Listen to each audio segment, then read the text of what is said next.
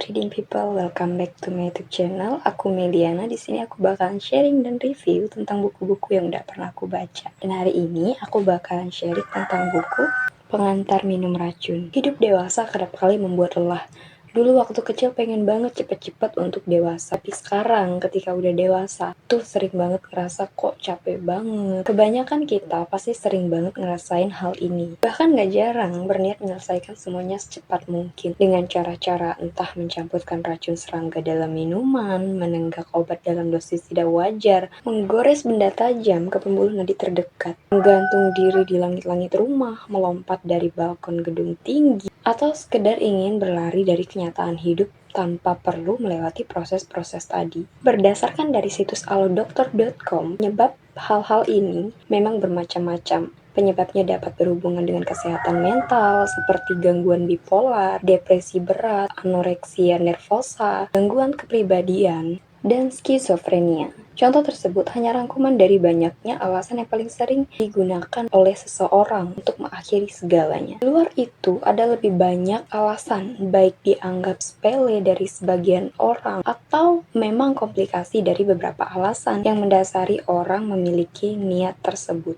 Sebagai manusia biasa, dalam menjalani kehidupan, kita selalu merasakan pasang surut. Orang bijak berkata bahwa kehidupan adalah sebuah roda yang berputar. Terkadang kita berada di atas angin, tapi kali lainnya kita berada di lembah keterpurukan. Bila kita sedikit bersabar, maka semuanya akan berlalu dan menjadi indah pada waktunya. Kalimat ini merupakan nasihat yang sangat menenangkan untuk memotivasi mereka yang tengah terpuruk. Semua kalimat tersebut hanya berisi bualan dan omongan kosong belaka. Ia bagaikan obat bius berdosis rendah yang hanya akan mengurangi rasa sakit beberapa detik. Semakin tinggi tingkat inteligensi, derajat, atau keilmuan seseorang, maka akan sulit mendapatkan nasihat yang sulit untuk dibantah. Buku ini berisi tentang pengalaman penulis yang sudah berhasil lolos dari bisikan setan untuk mengakhiri hidupnya di tengah keterpurukan. Masalah yang dihadapi penulis sangat kompleks, meliputi masalah dengan diri sendiri, keluarga, maupun kelompok sosial yang dijumpainya pada setiap fase kehidupan.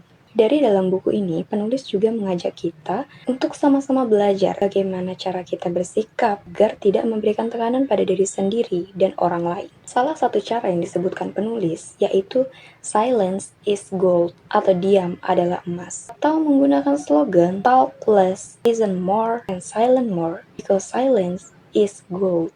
Dunia ini membutuhkan para pendengar untuk mendengarkan jeritan masyarakat yang tertindas, keluhan pegawai rendahan, keluh kesah anak-anak kelaparan, rintihan alam, dan berbagai teguran maupun sapaannya. Dalam keseharian, kita menganggap bahwa ketika kita memberi nasihat, berbicara, dan berpendapat akan membuat keadaan jauh lebih baik. Namun terkadang kita lupa, ada hal-hal yang lebih baik cukup disimpan di dalam hati, dibandingkan harus keluar dari mulut meskipun hanya bergumam lirik sekalipun. Bila tidak bisa berkata hal-hal baik, maka alangkah baiknya kita diam saja. Kita sering lupa bahwa mereka yang sedang dalam masalah dan kegelisahan hati lebih membutuhkan telinga untuk siap mendengarkan, pundak untuk bersandar, dan sebuah pelukan hangat. Kita sering menganggap bahwa perkataan kita adalah solusi baik bagi berbagai hal dalam hidup, tanpa pernah peduli posisi keadaan mereka yang mendengarkan. Kalau aku pribadi, setelah mencoba untuk belajar supaya lebih banyak mendengarkan, aku lebih berpikir positif tentang hidup.